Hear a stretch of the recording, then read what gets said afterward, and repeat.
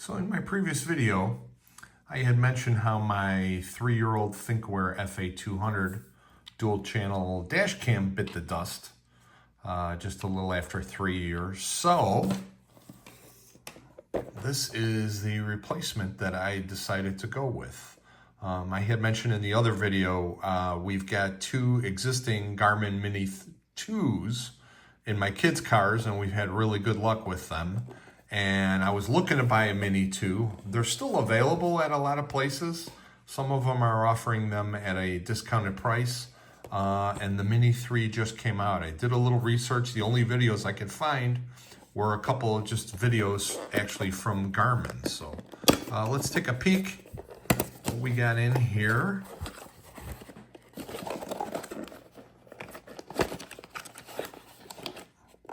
Oh wow, that is pretty nice and small.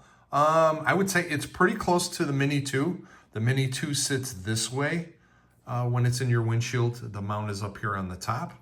And this one is designed to sit sideways now. But yeah, definitely much smaller than it looked in the pictures, which is pretty cool.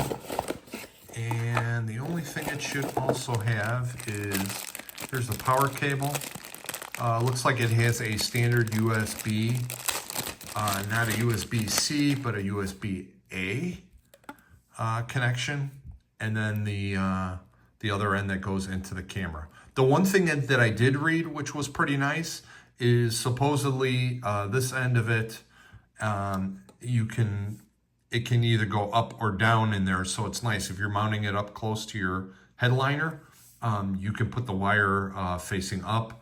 And I guess if you're only going to plug it into your dash and have the wire hanging down, down your dashboard, then you can plug it in this way. So my plans, what I'm going to do is I'm going to, on my F-150, my fuse panel is on the right passenger side, the kick panel down by the feet.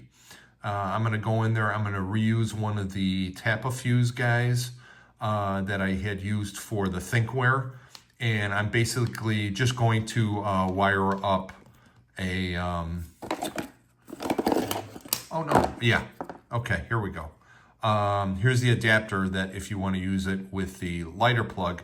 I'm just going to put, I've got a couple extra of the 12 volt lighter plug type plugs with the wire on the end of it.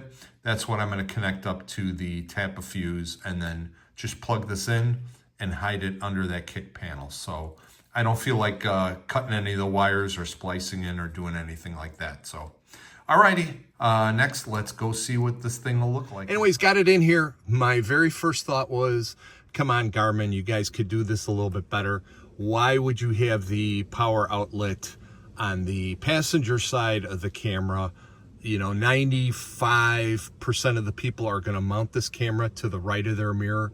Why wouldn't you put the power port on this side like most other cameras are, so that you could just come up and it's kind of out of your way? But I mean, it's not a deal breaker. It pretty much goes straight up and it's fine. It's out of my field of view. So the F-150, it's really nice and easy to tuck the wires up in here. You do have to be careful with the side curtain airbags. I was able just to tuck it in right here on the A-pillar and then just along this rubber all the way down. And the fuse panel is right behind this kick panel here. When I get the other plug, I'm going to hardwire it in here. So right now I just have the wire coming out just on the floor, and I'm using the 12 volt adapter. I've got some driving to do tomorrow, so I definitely want to have a working camera, and I don't have time to hardwire it yet. So let's give this a shot to see how it works. Now the memory card from the old ThinkWare is in here. So let me power this thing up. Let's see if we get some power here. And supposedly, to format the card, yeah, it's blinking because it probably wants to be formatted. So you press and hold the button here on the right. It should go green after, I think, 8 seconds is what the instructions said. Okay, and then it should go red for formatting. So you know what, maybe I have to release it. Let's see what happens if I release it, if it ends up going. Nope, still green. It's interesting.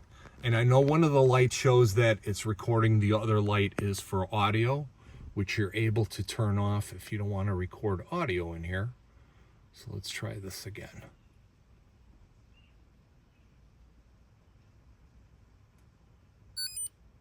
Okay, that was it. Now the red should signify that it is recording. And on the bottom, I don't know if you can see, there is another button for volume. If you want to be recording audio, I guess.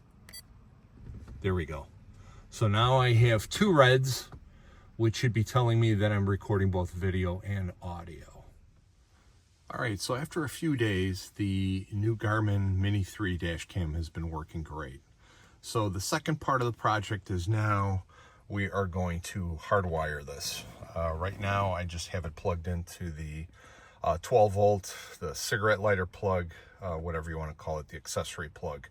So here's part of the deal. You cannot just take this wire and cut it off and connect it to your 12 volt power source, because this is a USB-A plug. These are rated at 5 volts. If you put 12 volts through this thing, I would imagine you'd fry out your camera. So what we're going to do is the hardwire kit, we're going to keep this adapter here that converts the 12 to the USB power. And then, as I had mentioned before, on Amazon you can get these. I think they're called Tap-A-Fuse kits. You have to get one specific to the type of blade fuses that your vehicle has. So these come standard. They already have the crimp connector on the end of it, which is really nice. They come with a 5 amp fuse, and on the right side, it's kind of even with the wire, this is the fuse for the new circuit. And on the left side, wherever you replace your fuse on your fuse panel, you pull that fuse out and you plug it into here, and then of course this thing replaces it. So I'll show you in a second.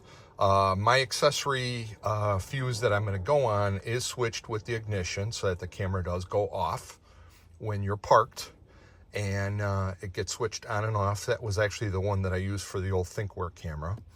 And then I had this 12 volt outlet.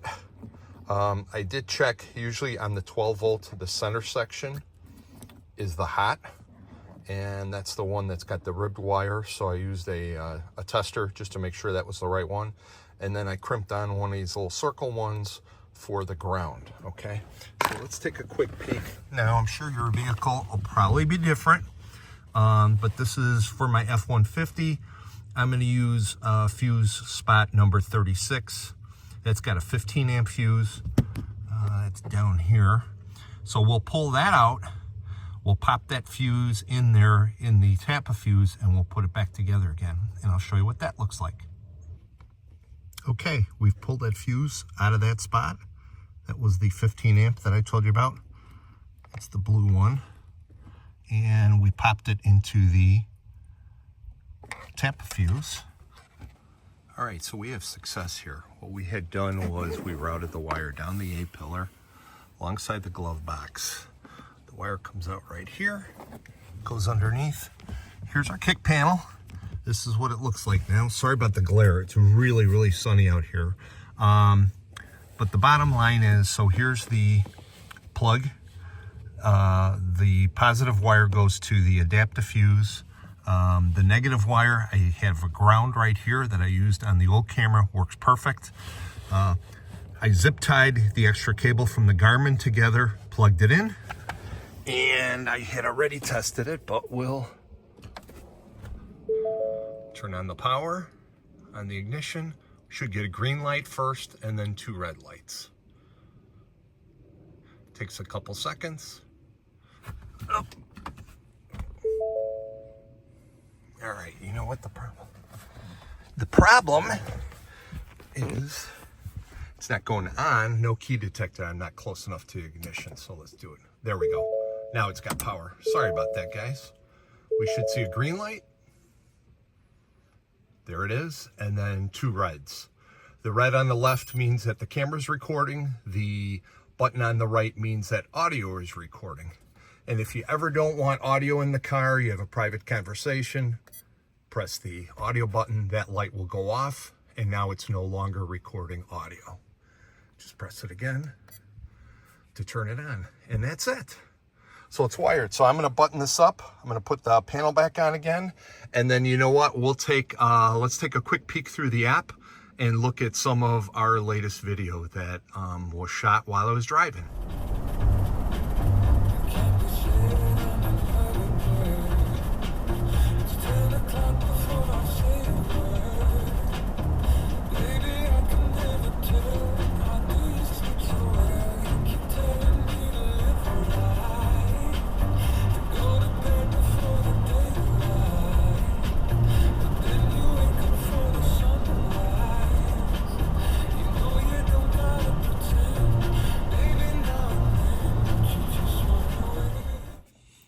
Okay, final thoughts here on the Garmin Mini 3 as I wrap this up.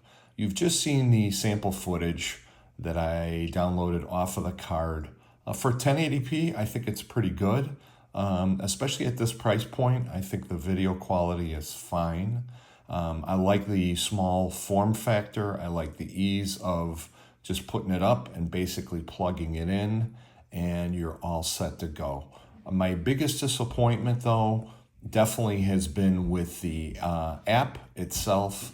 The app works great for just aiming the camera, but if you're trying to look at any of the files that are on the camera, the problem is that Garmin is trying to put too many of the 1-minute sessions that are on the card together, and it hangs up, it buffers, it freezes. I mean, I got really frustrated with the software.